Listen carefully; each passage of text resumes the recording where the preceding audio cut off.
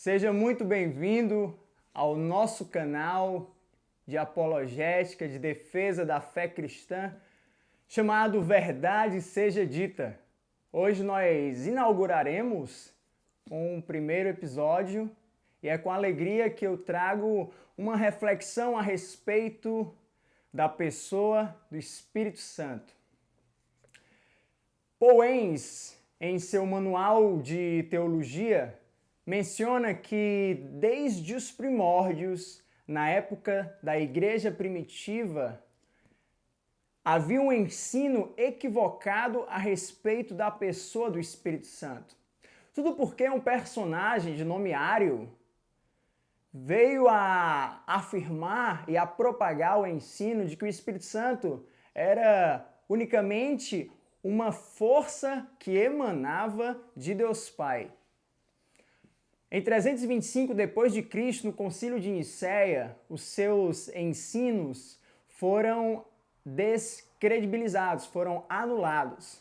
Contudo, esse ensino equivocado a respeito da pessoa do Espírito Santo ainda se faz presente nos tempos atuais, por meio do unitarianismo e das testemunhas de Jeová.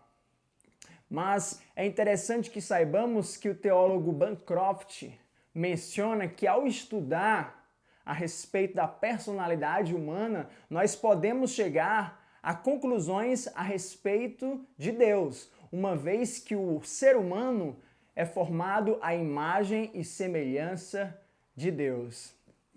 Por isso, Charles Riley afirma que é possível defender a pessoalidade com base em 3 características, a saber, intelectualidade, vontade e emoções.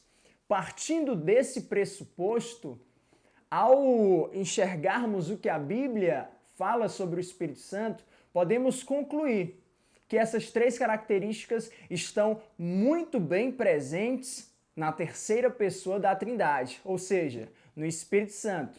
Então, se afirmarmos, como é o que faremos à luz das Sagradas Escrituras, que o Espírito Santo possui intelectualidade, emoções e vontade, concluiremos que de fato ele é uma pessoa. E é justamente por aí que nós iremos prosseguir. Primeiramente, o apóstolo Paulo, em sua epístola aos Coríntios, ele menciona que o Espírito Santo possui intelectualidade.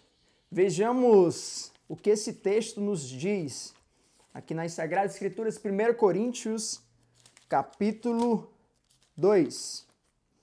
1 Coríntios 2:10 menciona: mas Deus nos revelou pelo seu Espírito, porque o Espírito penetra todas as coisas, ainda as profundezas de Deus. Então podemos compreender, por meio do que Paulo disse em 1 Coríntios capítulo 2, versículo 10, que o Espírito Santo ele penetra todas as coisas, ainda as profundezas de Deus. Ele só poderia fazer isso se ele tivesse intelectualidade. Mas prossigamos, porque João, em seu evangelho, o Evangelho de João, no capítulo 14, nós observamos ainda mais o que é dito a respeito da intelectualidade presente no Espírito Santo.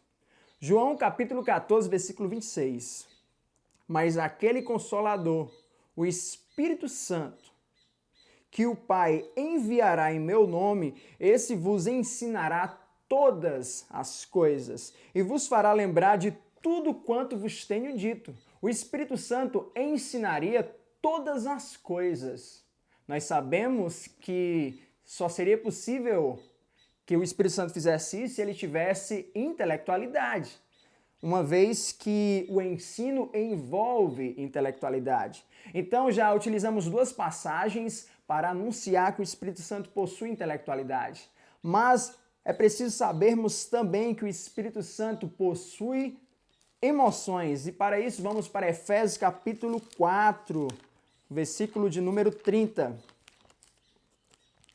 Efésios capítulo 4, versículo 4:30, olha só o que o apóstolo Paulo, em sua carta aos Efésios, menciona sobre o Espírito Santo.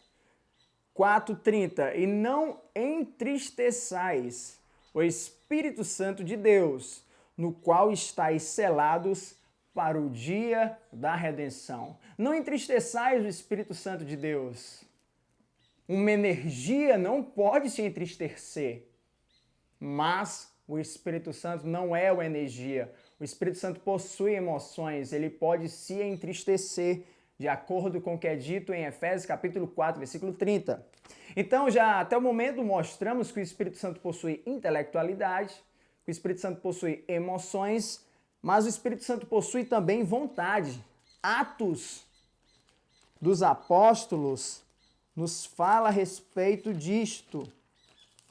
Atos dos Apóstolos, no capítulo 13.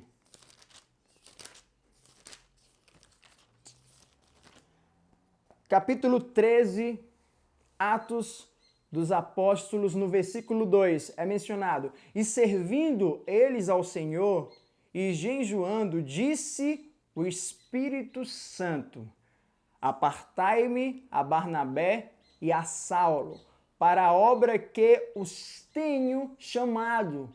O Espírito Santo expressa uma ordem, o Espírito Santo demonstra um direcionamento aqui para esses líderes da igreja. E a ordem é a seguinte: apartai-me a Barnabé e a Saulo para a obra que os tenho chamado. O Espírito Santo expressa uma vontade clara. Agora no capítulo 16, Atos 16, versículo 6, Paulo ele nos revela, aliás, Lucas, que é o autor de Atos, nos revela o seguinte a respeito de Paulo. Em Atos 16, versículo 6, e passando pela Frígia e pela província da Galácia, foram impedidos, por quem? Pelo Espírito Santo, de anunciar a palavra na Ásia. Então é muito claro, o Espírito Santo ele impede a Paulo de anunciar a palavra na Ásia. O Espírito Santo tinha um propósito para esse impedimento e Lucas registra isto para nós. Então, observamos aqui algumas passagens, é claro que há muito mais, não pretendemos aqui ser exaustivo, pretendemos ser breve e objetivo, mas já podemos afirmar que o Espírito Santo possui intelectualidade, o Espírito Santo possui emoções e vontade. Então não se trata de uma força ativa, uma força não tem vontade, uma força não tem intelectualidade e muito menos emoções, como nós sabemos. Uma energia elétrica não se entristece ou se alegra, né, de forma alguma. Então é isso que tínhamos para hoje. Verdade seja dita, que Deus abençoe a todos. E até a próxima.